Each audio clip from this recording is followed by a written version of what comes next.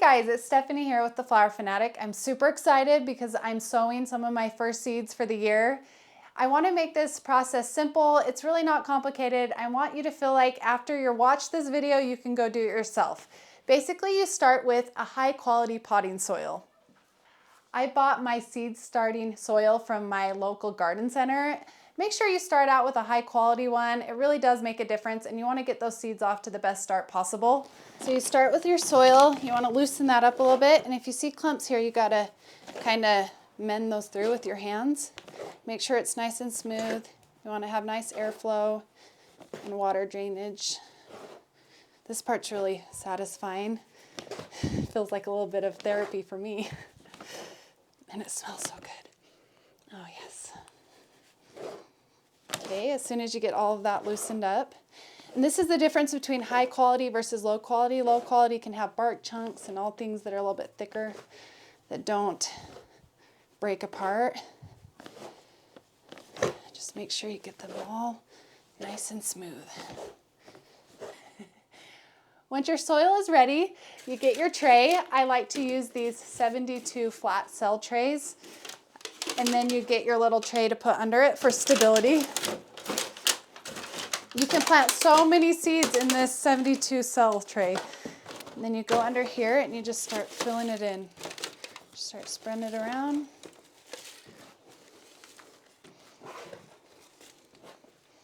You got to turn it to the other side.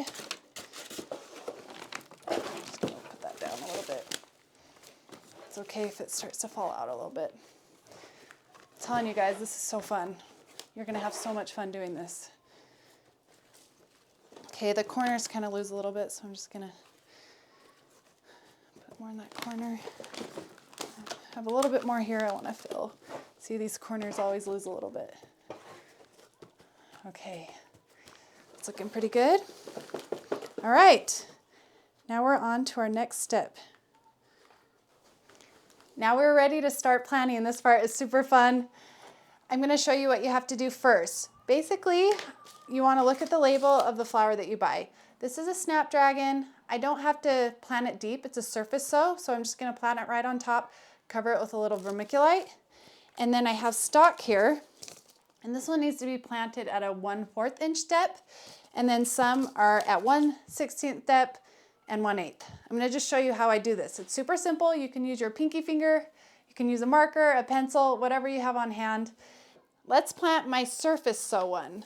So this is snapdragon. Okay, before you want to plant your snapdragon, the first thing you have to do is put your label on. You're going to get confused if you don't do this. Don't think that you can memorize it, because when you come back to it, you're going to be all confused and it's just really going to mess you up. So, and then just your sow date if you so desire. No pun intended.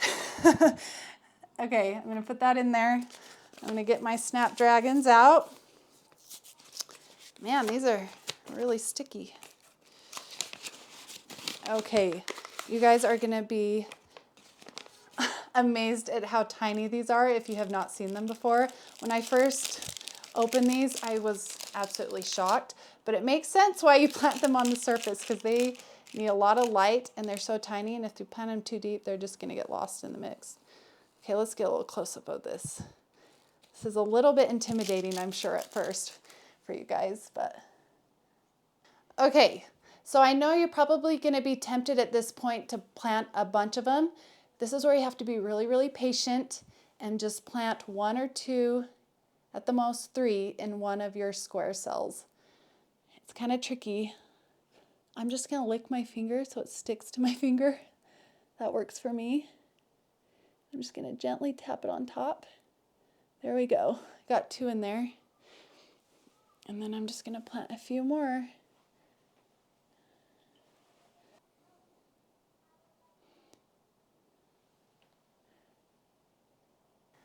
I got my snapdragon seeds down, and the next step is to use vermiculite. Vermiculite comes in 2 different textures. You have your coarse and you have your fine. The coarse is ideal for bigger seeds like your vegetables and your bigger seeds when it comes to flowers. I'm mostly going to use my fine ground because a lot of them are on the surface and they aren't very deep. But vermiculite is really ideal because it's a good way to keep moisture, but it also is super lightweight, so your seeds can really start to sow and germinate and grow through that vermiculite really easily. All you have to do is get your fine vermiculite and barely dust the top of your seeds. You don't want to overdo it because they need to be able to have light. Let's plant one that goes a little bit deeper. This is stock. It's a beautiful flower. I have a picture I'll show you. It wants to be planted at 1/4 inch deep. Thank heavens. These seeds are a lot easier to work with. Those small ones are a little bit fickle, but they're worth it in the end. They just take a lot more patience. See how they are quite a bit bigger? You can actually see them, and you'll be able to see them in the soil. They kind of remind me of little mini tomato seeds. All right, just make sure to put that label in. I'm leaving this one open to plant more snapdragons. Now I'm just gonna go ahead and give them 1/4 inch poke. I would suggest clearing this out if you have a hard time and you can't tell where the dividers are. Clearly that's what I need to do. I don't have good spatial perception here, so I have a nice little deep. This is a deeper one, so I got my holes ready. All right, I'm gonna get them in there. This is so fun.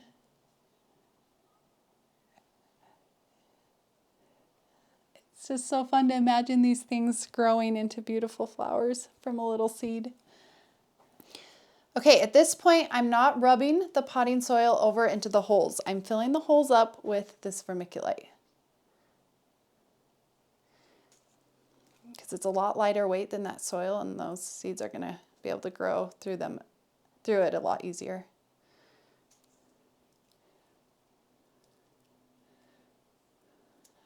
Just kind of want to give it a nice dusting.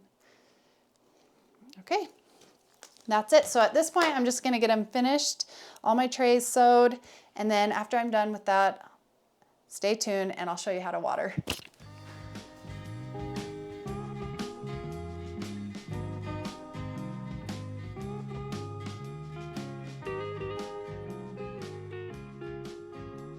It's time to water these seeds. If you do not have this mister, you need to get it. It is amazing. The link is in the description below.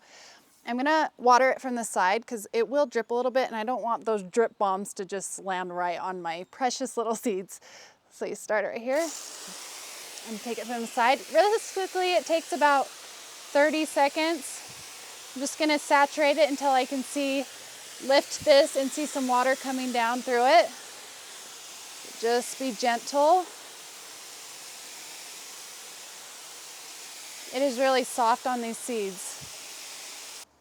So you want to soak it in about 10-second increments. Otherwise, the water's going to sit on top. You want to let it seep through a bit, and you don't want to displace the seeds. So that's why you kind of want to let it rest a minute, let it drain, and then go at it again. Okay, here we go. Okay, I'm gonna check and see if that water's draining through the bottom. All right, one more soaking and it should be good.